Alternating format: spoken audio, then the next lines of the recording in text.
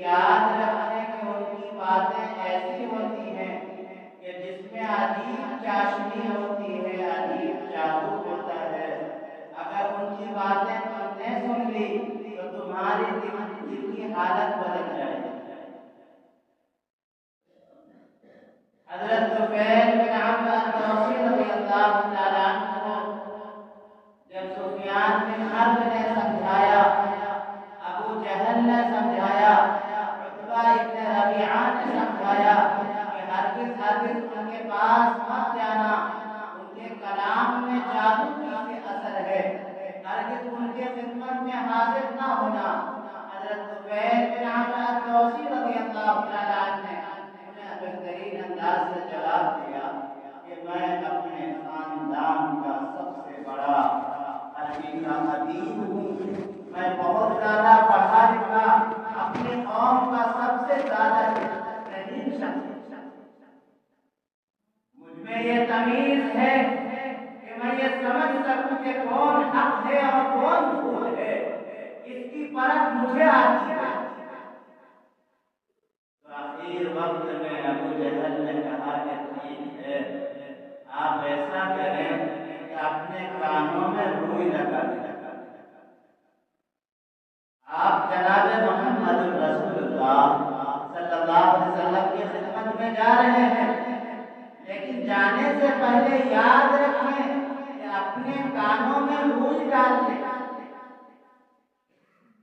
حضرت طفیل بن عمرو الدوسی رضی اللہ تعالیٰ نے اپنے دونوں کانوں میں روئی ڈھوس لی تاکہ جو مجھے کرنا ہو میں کر دوں اور ان کے پاس سے چلا آؤں۔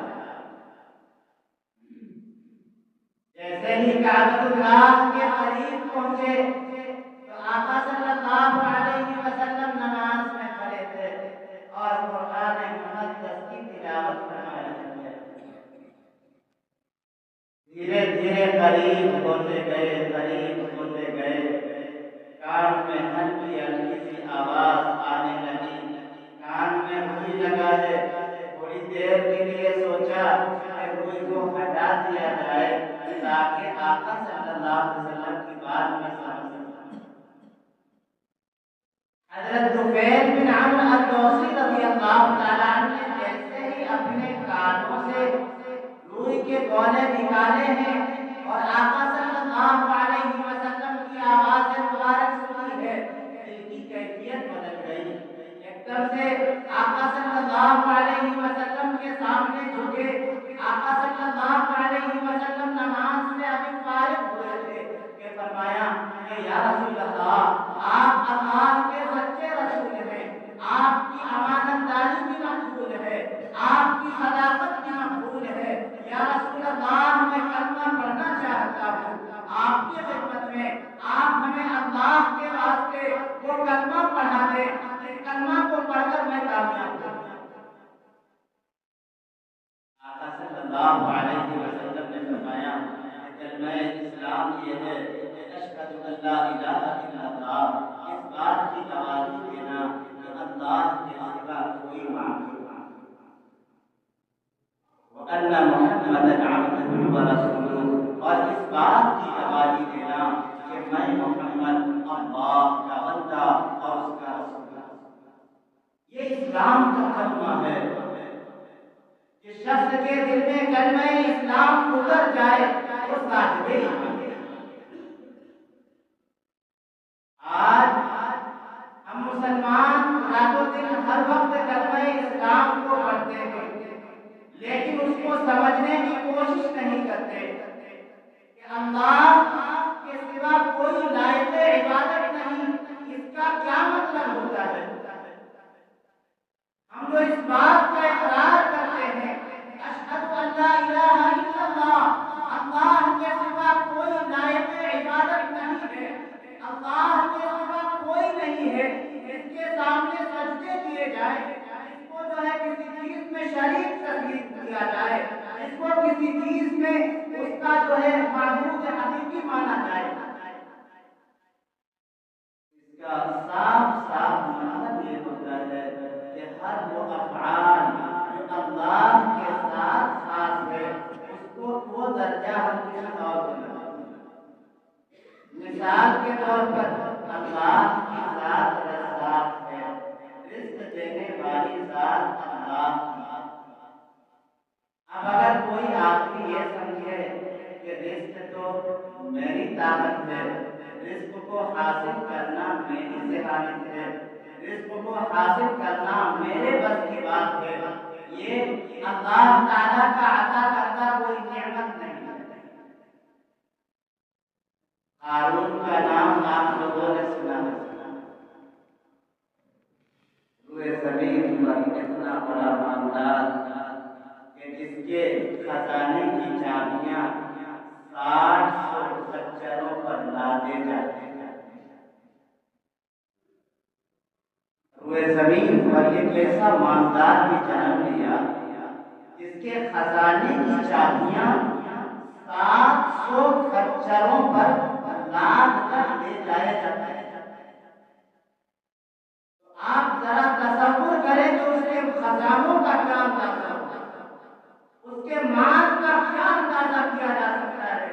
جس کے خزانے کی چابیاں 700 خچروں پر لادا جاتا ہے۔ اللہ تعالیٰ کو اس کی ایک چیز پسند نہیں آئی، اس کا ماننا یہ تھا یہ جو مال و دولت ہے، یہ جو کچھ بھی پراپرٹی ہے، جائیداد ہے، یہ میری ذہانت کا کام ہے۔ قارون نے یہی کہا تھا حضرت موسیٰ علیہ السلام سے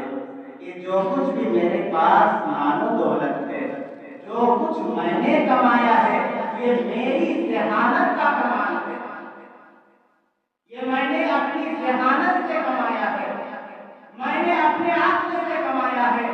میں نے اپنی طاقت سے اس مال کو کمایا ہے۔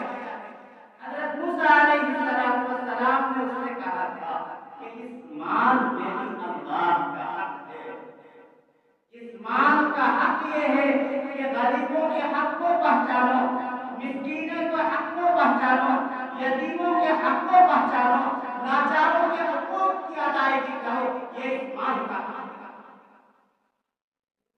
حضرت موسیٰ علیہ السلام نے فرمایا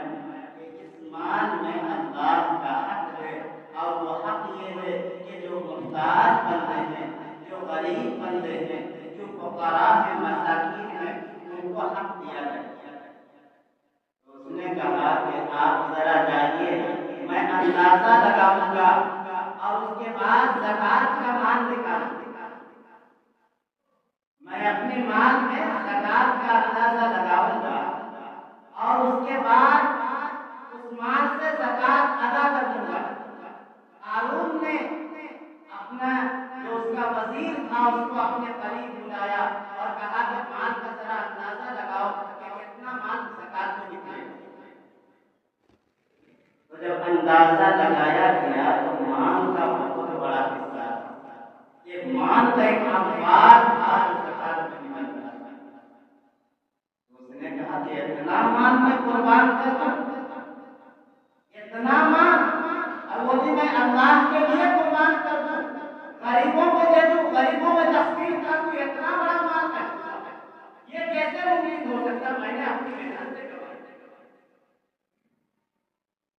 مثال کے طور پر ابھی گرمی کا موسم آتا ہے اور آپ کے دروازوں پر محتاج مدارس کے لوگ آپ کے دروازوں پر، کیونکہ آپ جانتے ہیں کہ عشرہ ہوتا ہے جو فصلوں پر نکالا جاتا ہے، فصل کا 10واں حصہ اللہ کے راستے میں پیش ہے۔ جس طرح بارش کے پانی سے جو بھی فصل اگتا ہے، اس فصل میں اس فصل کا 10واں حصہ اللہ کے راستے میں ہے۔ 10واں حصہ آپ اس طرح سمجھیں کہ آپ کے پاس 100 روپیہ ہے تو 10 روپیہ آپ کو نکالنا ہے، آپ کے پاس 1000 روپیہ ہے تو آپ کو 100 روپیہ نکالنا ہے، 10واں حصہ نکالنا ہے۔ اور زکوٰۃ کیا ہوتا ہے؟ جو فرض ہے، جو مال پر ہوتا ہے، وہ 2.5% 100 روپیہ میں 2.5 روپیہ۔ لیکن جو فصل اللہ تعالیٰ نے آسمان کے پانی سے اگایا ہے، ان فصلوں پر اس فصل کا 10واں حصہ اللہ کے راستے